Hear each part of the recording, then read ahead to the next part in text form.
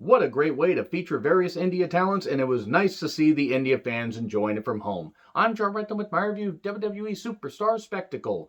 You'll forgive me if I screw up any of these names. I do apologize for that in advance. But I wanted to see, how these talents did. Like, I wanted, on this big goddamn stage. And family was a big thing, and that was talked about in a lot of these video packages. You could tell how much it meant to so many of these talents, every single one of them, where they've been featured a little bit on NXT TV, where they haven't been featured at all, whether they've been featured a lot on NXT TV or even major pay-per-view. It's just really, really cool to see them representing their home country of India, and you could tell it meant a lot to them, meant a lot to the fans. It was just a big deal. It was a big, big celebration of India culture on something called Republic Day, which is a big deal in India. So we have a video package on WWE's history in India going all the way back to the 90s, narrated by Triple H. We have on commentary Michael Cole, Corey Graves, and Shiraz Ali, who I believe is one of the India announcers that they use, before the pandemic kind of shut all those, various, different language announced teams down because, they couldn't have so many people on the closed set. But he offered some good background on the various talents. We get the lighting effects and pyro. We get Balor doing his NXT entrance. And it was kind of cool to see him do that in the Thunderdome. It was really nice to see that because you got all the lighting effects and everything. And then Guru Raj, he grew up in a small India town. He got signed. He wants to make his family proud. Big thing for the various India talents. They want to make their family proud and their home country proud. They had a nice little match. Guru did hit some nice kicks and hit some good moves, but it was obvious Balor was going to win here, not only being the current NXT champion, but he should have won. But he gave Guru some stuff so he could showcase what he could do. Coup de grace, and then what I call Bloody Sunday, even though it's called 1916 WWE 1, 2, 3. Show respect afterwards. That was really nice. Video package on Giant Zanjeer. And he lost a family member when he was 14. He had become the man of the house, and Kali influenced him, and you can see why. 7'2", and boy, the guy has a fucking presence.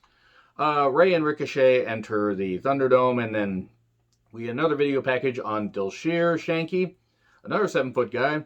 And he does this for his family. Again, family kind of a big thing here. And it was an 8-man tag with Ray, Ricochet, Zanjeer, and Shanky versus Ziggler, Corbin, Cesaro, and Nakamura. The big, the heels bumped for the two big guys, it was designed to showcase them. At one point, Zanjeer just press slams Ricochet over, and he just looks all scared, like, holy shit, I got press slammed. I mean, he was safe, but it's just, still really up high because the guy's 7'2". And Ray off of Shanky's shoulders. That's hard to say. 1, 2, 3. And it was cool. It was cool to see that. I think these two big guys, they team them up and just feature them sparingly and then build them up on NXT TV. I could see this working out pretty well. They also want to do an NXT India at one point, a performance center. Good luck with that. Now, that's probably not going to happen for a few years, but still, good luck with that. I'm not saying that India doesn't deserve it, but WWE is already having difficulty with the UK scene. Hey, if they can make it succeed in India, good for them. Then we get WWE and Girl Up, a video package about, gaining equality in sports and stuff like that, showing that women can do, great things. And yes, of course they can. And if this inspires young women to do great shit, then that's what it's all about. We then get Reigns and Heyman popping up on the screen, Tribal Chief, all that, but then Heyman says that's not what this is about. Happy Republic Day. Cool. It is what it is. Jeet Rama package. His grandfather was a wrestler. I've heard the name. Jeet Rama. I can't recall anything I've seen him in, but he took on AJ Styles. Jeet has a presence. He has some good work. He has, this a low base offense, and did some nice arm drags. He did a nice German suplex at one point. He fought off the calf crusher, belly to belly throw. That was very impressive. That was like old school belly to belly. 70s, 80s stuff. That was really good stuff. But eventually, almost saved Styles. Phenomenal form, 1, 2, 3. Jeet Rama had a good showing, though. And then we get into Cher, a video package. The $1 Million Arm guy. And we haven't seen them for a bit since one of them leaked footage of Keith Lee winning both championships or, becoming a double champion. I don't know which one, and you know what? These things happen. So hopefully this, they decide to feature them, because I'm not saying they were my favorite team, but as far as presence, they had something. So here's New Day minus Kofi. Then Street Profits show up, and they do a little bit of bad comedy, but then they introduce a big old Indian musical celebration, a Bollywood music celebration. I'm not familiar with Bollywood or India type movies. I've seen a few India horror movies. That's about it. And it was cool. It was fancy. They got really colorful outfits, and this obviously was something big for them. First, there are a bunch of people on the stage, and then there's two guys in very shiny shirts and a bunch of Indian women, some of which were very beautiful, dancing around in the ring, and they all seem really happy. And then we have a Kali video promo. I never understood what Kali said, but you know what? It meant a lot to the fans. That's what matters. And then we get Charlotte and Serena Sandhu versus Bailey and Natalia. Well, Serena has a presence, and apparently is a full-time nursing student, and she's doing some great things there. And if she wants to pursue her dream of being a wrestler, I wish her nothing but the best.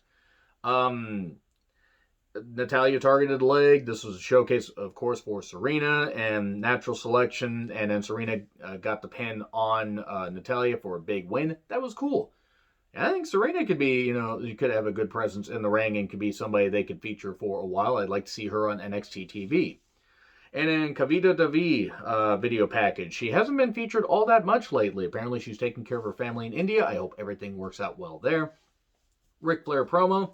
I have absolutely no idea what he said. I don't think he had any idea what he said.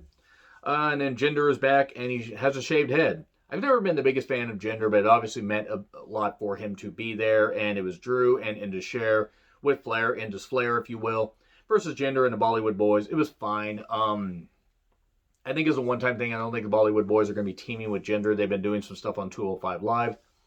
And then elbow off the top. 1, 2, 3. Indus gets a victory, yet they play Drew McIntyre's theme. And then everybody's celebrating, all the India dancers. Everybody's just celebrating there. Big old, celebration, superstar spectacle. It was a fine show. It's not anything deep, but it was a big deal for the various talents in the country of India. And I hope that everybody got to see some new talents that they could see doing some great things in WWE. Who were you impressed with? Let me know in the comments. Like, share, subscribe, Twitter handle in the description. I'm John Retlin. I'll see you soon.